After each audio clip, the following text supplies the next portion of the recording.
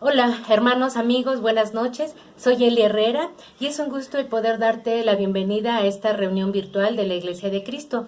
Te comparto la escritura que se encuentra en Filipenses 2:2 que dice así: Llénenme de alegría viviendo todos en armonía, unidos por un mismo amor, por un mismo espíritu y por un mismo propósito.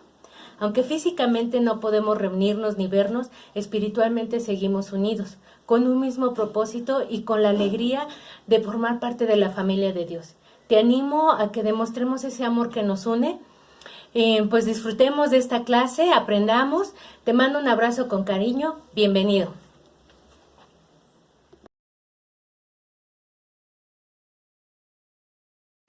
Bien, hermanos, acompáñanos a la alabanza con mi Dios.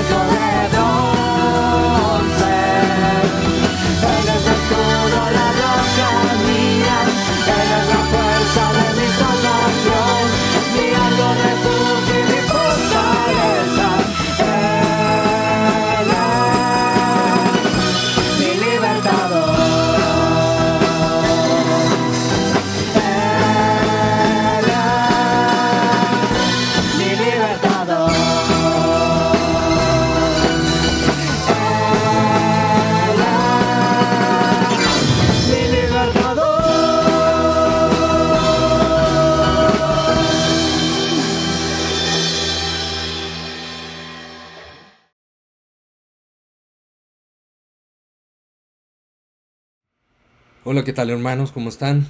Muy buenas noches, sean bienvenidos todos a este tiempo donde podemos reunirnos como iglesia y también aprender acerca de la palabra de Dios y obviamente todo lo que Dios ahí nos enseña.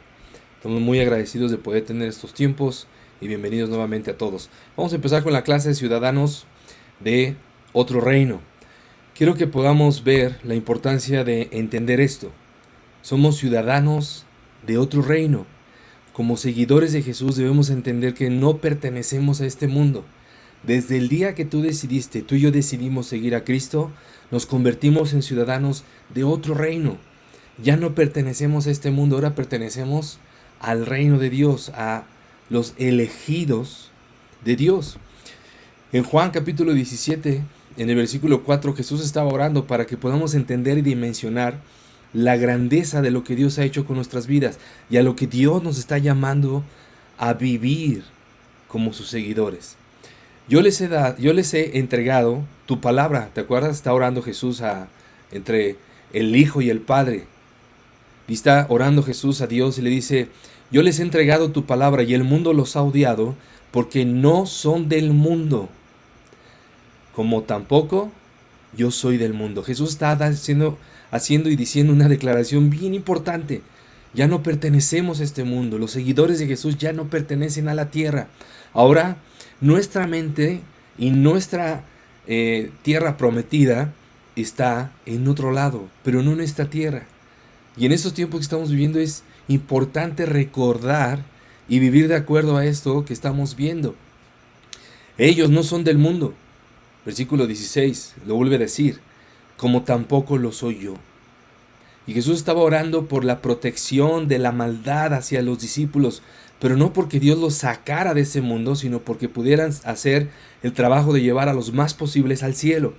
Y después de eso, entonces sí, juntos, con los más posibles, un día irnos con Él a donde realmente pertenecemos al ser elegidos por Dios.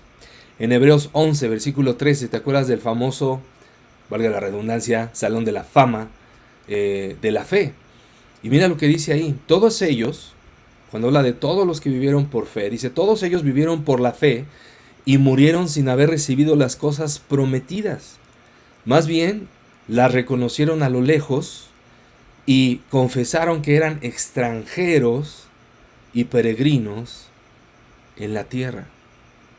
Personas que hemos creído en Dios, gente que ha creído en Dios y que seguimos creyendo en Dios, estamos convencidos de que nuestra herencia eterna no está en esta tierra, que todo lo que estamos haciendo en este mundo, en esta tierra, solamente es de paso.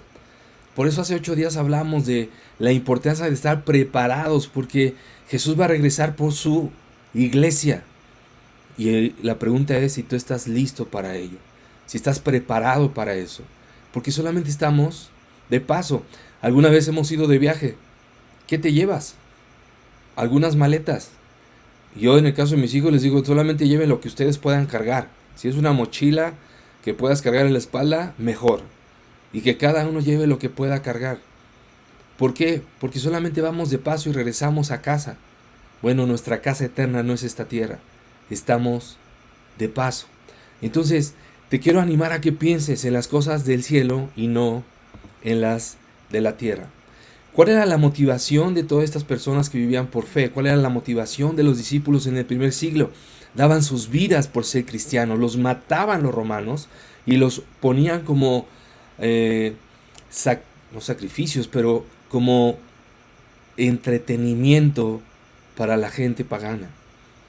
Y eran echados a las fieras y eran atravesados por mástiles y los incendiaban para iluminar el Coliseo romano, y hacían cosas bárbaras con los cristianos en el primer siglo. Pero ¿sabes por qué se mantuvieron fieles? ¿Cuál era la motivación más grande? Eso es lo que hoy te quiero enseñar en la palabra. En 1 de Pedro capítulo 1 versículo 6. Por esta razón están ustedes llenos de alegría, aun cuando sea necesario que durante un poco de tiempo pasen por muchas pruebas. Jesús mismo nos dijo: en este mundo ustedes han de sufrir, pero tengan valor, yo he vencido al mundo. En este mundo vamos a pasar muchas pruebas. Tal vez esta es una, y a lo mejor va a ser una de las más difíciles para algunos, pero van a seguir otras después. Pero nuestra alegría está puesta en que un día podemos llegar al cielo, que un día podemos estar con Dios, que un día podemos hablar con Jesucristo, con nuestro Señor. En eso debe estar puesta nuestra alegría y nuestra confianza, no en lo que no tenemos hoy o lo que estamos sufriendo hoy en día. Más adelante, en el versículo 7 dice, porque la fe de ustedes es como el oro, su calidad debe ser probada. Nuestra fe va a ser probada vez tras vez, y cuando llegues a un nivel, tu fe ahora va a ser llevada a otro nivel, y después que llegues ahí va a ser llevada a otro nivel, porque de eso se trata, poder un día estar con Dios, que de veras tengamos verdadera fe, una fe probada, una fe que ha sido, como dice ahí, por medio del fuego. La fe que resiste la prueba vale mucho más que el oro. Tú y yo sabemos lo que vale en el mundo el oro, ¿no? Es uno de los metales, sino el que más preciado, el cual se puede destruir, dice ahí. El oro, al final de cuentas, se puede destruir. El oro, al final de cuentas, no vale, espiritualmente hablando. Pero lo que te está diciendo aquí la palabra es, de manera que la fe de ustedes, al ser así probada, merecerá aprobación, gloria y honor cuando Jesucristo aparezca. ¿Cuándo? La segunda vez que Jesús va a venir. Nuestra fe necesita ser probada. Verdadera fe va a ser probada y va a ser llevada a veces a los límites para ver si realmente tenemos fe en nuestro Señor. ¿Te acuerdas lo que vimos el domingo? Cuando Jesús le dice a Pedro, tú no piensas en las cosas de Dios, sino en las de los hombres, en las de esta tierra, en los de este mundo. Piensas de una manera muy humana, Pedro. Y creo que todos estamos siendo llamados a eso, a pensar de una manera más espiritual que humana, a no poner nuestra esperanza en lo que tenemos o no tenemos en este mundo, sino en lo que nos espera un día en el cielo. Ese es nuestro problema, realmente de ahí vienen nuestros problemas más fuertes, de nuestra manera de pensar. Necesitamos pensar de una manera diferente, de una manera espiritual, de la manera en que la palabra de Dios nos llama a pensar como ciudadanos de otro mundo, porque no perteneces aquí. Si tú eres un seguidor de Jesús, si tú has decidido seguir a Cristo, tu llamado es, ya no vas a pertenecer más acá. Nuestro llamado es pertenecer a otro lado. Cuando Pedro vimos el domingo que quería reprender a Jesús y Jesús le llama la atención, y tú no piensas como Dios, tú no piensas en las cosas de Dios. Pedro obviamente aprendió la lección y lo vemos en la palabra, ¿no?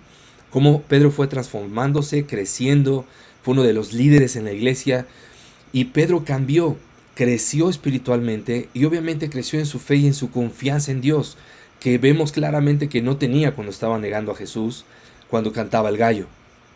Pero vemos a un Pedro que ha cambiado radicalmente. Y ahora vamos a ver cómo Pedro nos enseña a vivir en este mundo.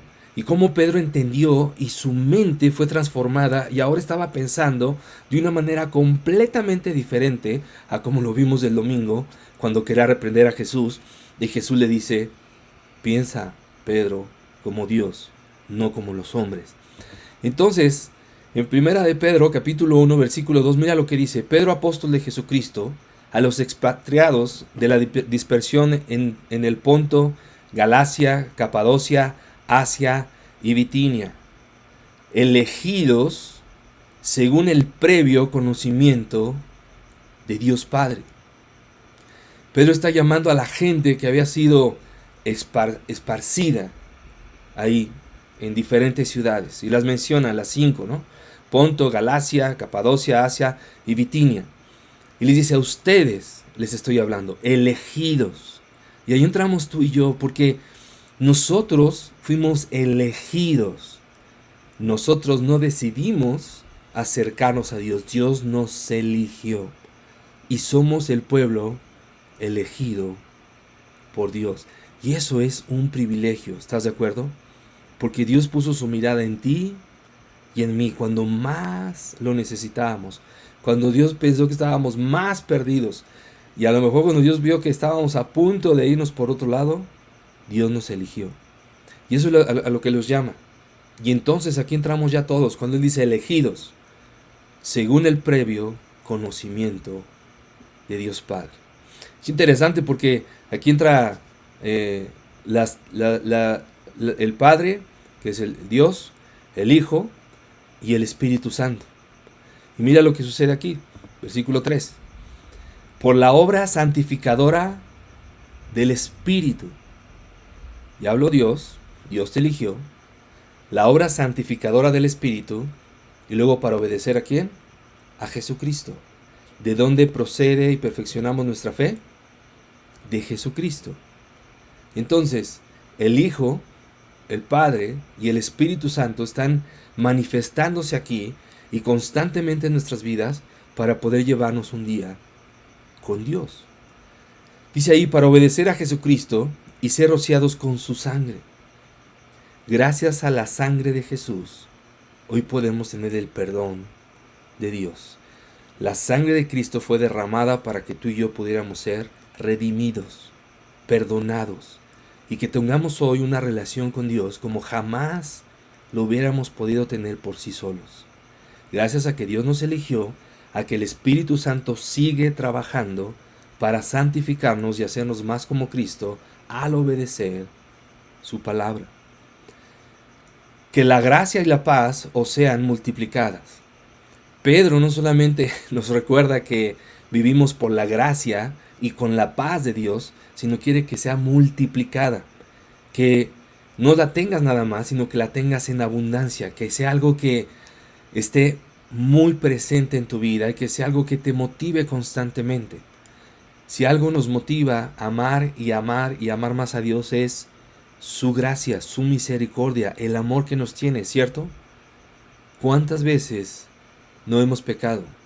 Hoy mismo que vayas a tu cama y hagas como una revisión, te vas a dar cuenta que hubo pecado.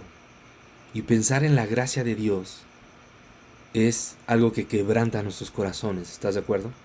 Es algo que nos conmueve profundamente y que nadie ha tenido más gracia y un deseo tan grande de amarnos y de vernos bien como nuestro Dios.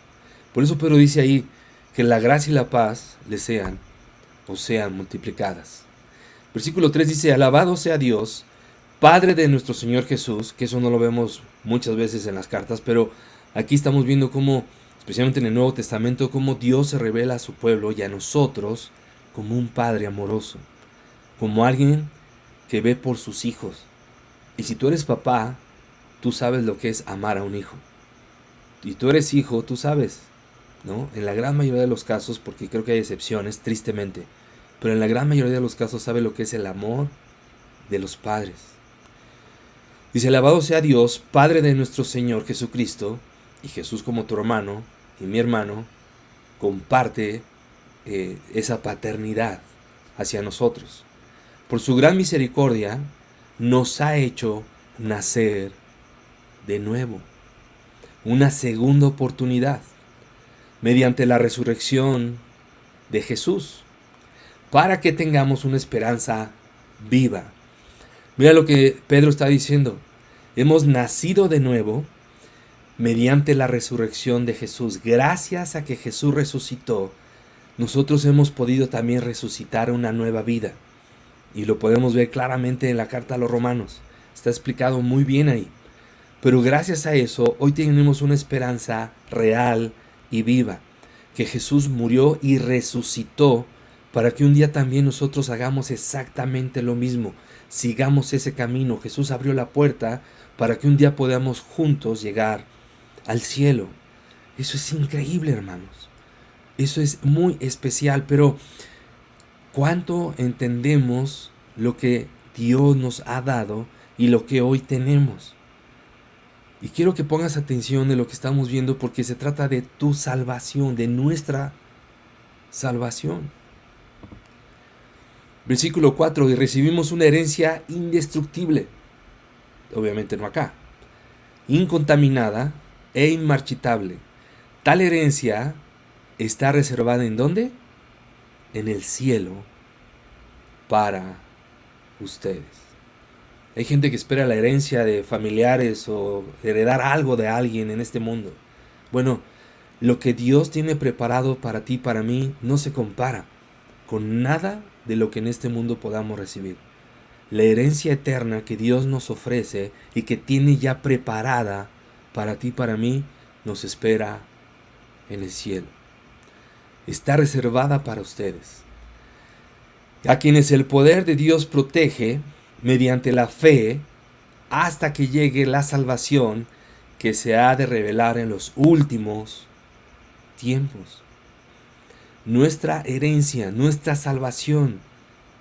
Tenemos que mantenernos firmes porque Dios nos ha querido proteger a través de su poder para un día poder recibir esa herencia que Él ha preparado. ¿No te anima a pensar en que Dios está preparando cosas increíbles para ti y para mí? Que lo que hoy vivimos en este mundo no se compara a lo que nos espera allá. Yo sé que a veces da miedo pensar en dejar este mundo y luego, pero nuestra esperanza está en el cielo. Nuestra herencia está en el cielo. Toda la recompensa que Dios tiene preparado para todo lo que has sufrido, lo que has vivido y lo que has hecho por Él en este mundo, Dios lo va a recompensar en el cielo. En eso está nuestra fe y nuestra esperanza. Por eso debemos entender, no pertenecemos a este mundo, realmente somos ciudadanos del reino de Dios. Dios está preparando un lugar en el cielo. ¿Te acuerdas Juan 14? Yo voy a adelantarme, dice Jesús a sus discípulos, para prepararles un lugar en el cielo conmigo. Eso es conmovedor, pero tienes que entender que eso significa que tenemos que tener responsabilidad. Como cristianos, cuidar lo que Dios nos ha dado al día de hoy. Versículo 6 dice, esto es para ustedes motivo de alegría.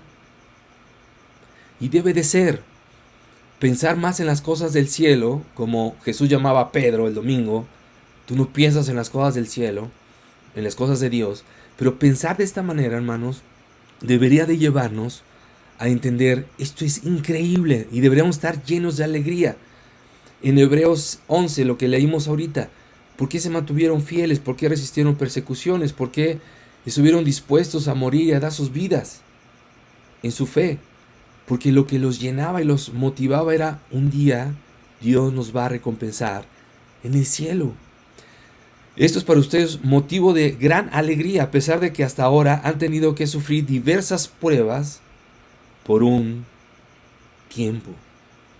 Vamos a ser probados en nuestra fe en este mundo.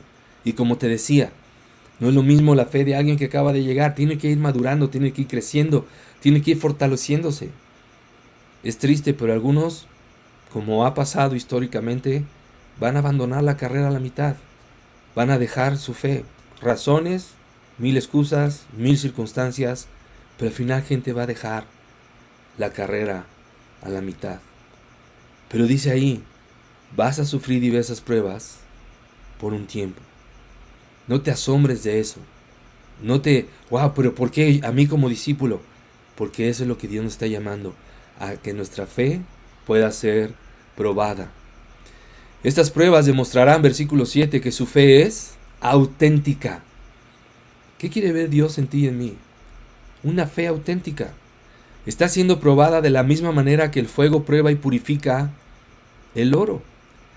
Aunque la fe de ustedes es mucho más preciosa que el mismo oro. ¿Te das cuenta? En el mundo puede ser lo más valioso el oro, pero para Dios lo más valioso es tu fe. ¿Cómo estás en tu fe el día de hoy? Nuestras pruebas, estas pruebas que vivimos, demostrarán que nuestra fe es auténtica. Está siendo probado de la misma manera que el fuego prueba y purifica el oro. Cuando el oro lo pone un joyero a fuego, no es porque lo quiere destruir, no es porque se quiere deshacer de él, lo quiere purificar, lo quiere hacer más puro. Y obviamente, entre más puro el oro, más valioso.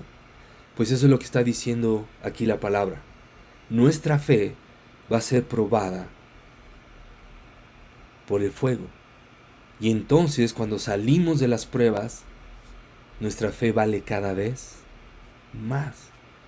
No es en vano, hermano, los años que llevas en tu fe. No es en vano las pruebas que estás pasando. No es en vano los sacrificios que has hecho.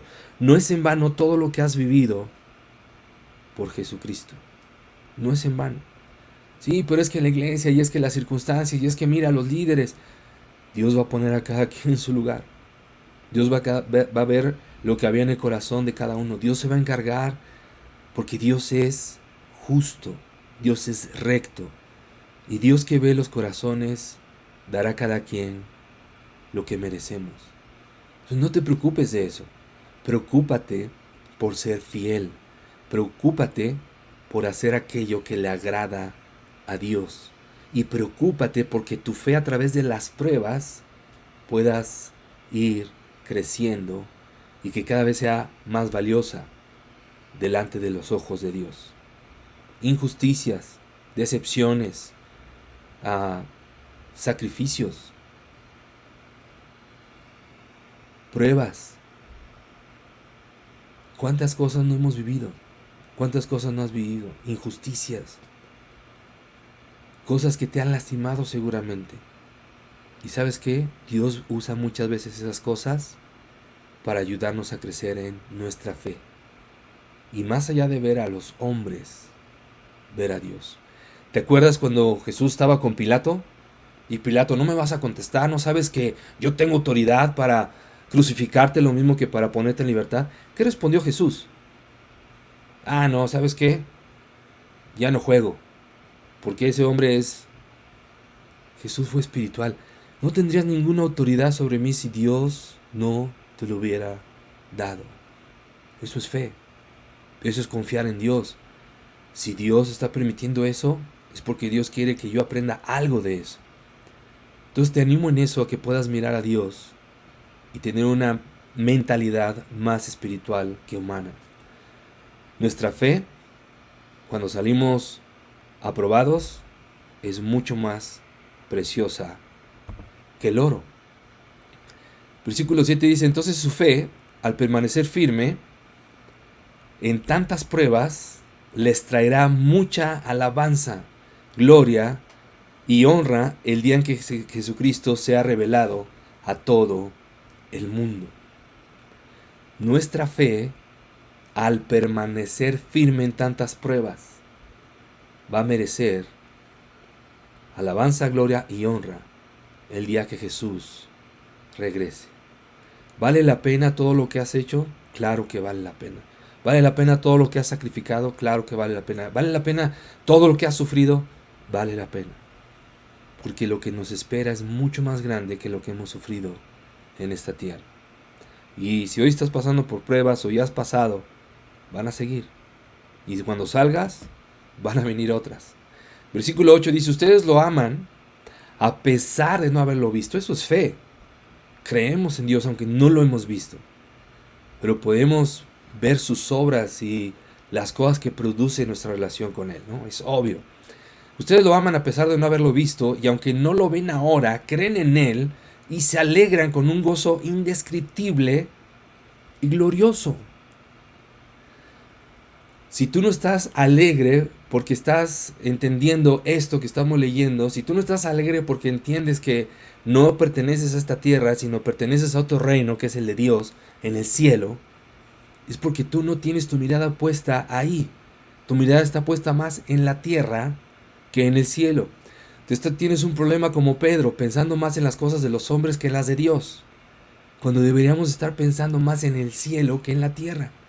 Y entonces poder llenar nuestro corazón de fe y de alegría en medio de las pruebas. Porque sabemos que las pruebas purifican nuestra fe. ¿Es agradable? No, nadie está diciendo que sea agradable. En algunos casos es muy difícil. Pero lo que Dios hace después de eso es maravilloso. Y Dios nos permite pasar por pruebas que humanamente no seamos capaces de pasar. En el versículo 9 dice, pues están obteniendo la meta de su fe, que es su salvación. Mira lo que dice desde el 8. Dice, creen en Él y se alegran con un gozo indescriptible y glorioso, pues están obteniendo la meta de su fe. ¿Cuál es nuestra meta de nuestra fe? Nuestra salvación, un día llegar al cielo. La meta de nuestra fe no es vivir aquí cómodamente. La meta de nuestra fe no es nada más llevar una buena vida. Sí, nuestra fe, nuestra confianza en Dios, el obedecer la palabra, siempre nos van a llevar a tener una mejor vida, sin duda. Pero nuestra meta primaria en nuestro corazón debe ser clara: un día tener nuestra salvación y llegar al cielo con Dios. Esa es nuestra meta, ese es nuestro fin. Y eso es lo que yo te animo hoy, que puedas poner tu mente en las cosas de Dios y no las cosas de este mundo. Seamos personas que viven en la tierra como extranjeros para un día llegar al cielo. Esa es nuestra meta, el cielo, la vida eterna, un día llegar allá. Piensa en eso. ¿Por qué Pablo y Silas podían en un calabozo estar cantando tan contentos y alabando a Dios? Investiga un poco, por tiempo no lo voy a hacer, pero entrar a un calabozo en ese tiempo era terrible, de lo peor que podía pasarte. Y estaban cantando, y estaban alegres. ¿Sabes por qué? Porque su mentalidad estaba puesta en otro lugar, no en la tierra, ni en los problemas que estaban viviendo. Quiero cerrar contigo leyendo esto que dice en Hebreos. Todos ellos vivieron por la fe y murieron sin haber recibido las cosas prometidas. Más bien las reconocieron a lo lejos y confesaron que eran extranjeros y peregrinos en la tierra. Al expresarse así, claramente dieron a entender que andaban en busca de una patria, y no era en este mundo. ¿Qué dice ahí? Si hubieran estado pensando en aquella patria, de donde habían emigrado, habrían tenido oportunidad de regresar a ella. Te cambias de una ciudad a otra, ¿no? Pues salieron de la mejor de Egipto y pudieron haber regresado. Pero no está hablando de una patria en esta tierra. Está hablando de, antes bien, anhelaban una patria mejor, es decir, la celestial. Eso es vivir por fe. Eso es poner tu mirada en el cielo y entender: estoy en la tierra de paso, porque mi morada eterna está en el cielo. Mi patria celestial me espera. Por lo tanto, Dios no se avergonzó de ser llamado su Dios y les preparó una ciudad. ¿Te das cuenta de lo que está hablando aquí Pedro? Pedro está hablando en su carta a los elegidos. Dios te eligió. Cuídate, prepárate, vive con santidad. Lo vimos el miércoles pasado. Con cuánta reverencia, con cuánta santidad deben de vivir ustedes. Porque el cielo te espera, porque no eres ciudadano de este mundo, porque nuestra mentalidad no puede ser igual a la de este mundo. Necesitamos ser transformados en nuestra manera de pensar y ver primero lo más importante, que es un día llegar al cielo. Eso es lo que Dios nos llama a hacer. Es lo que Pedro estaba haciendo acá en su carta, recordando: nosotros somos ciudadanos del cielo. En lo eterno es donde debe estar nuestra mirada, nuestra mentalidad, en lo que no se ve, no en lo que sí ves. Y de repente ver tantas situaciones hoy puede desanimarte, si es que estás pensando más en la tierra que en el cielo. Somos ciudadanos de otro reino, del reino de Dios. No pertenecemos acá. Te animo a que camines en este mundo entendiendo estas verdades y con la fe de que un día vamos a estar en el cielo. Mis hermanos, muchas gracias. Los amo, los extraño. Les mando un gran abrazo desde mi casa. Que estén bien. Nos vemos el domingo.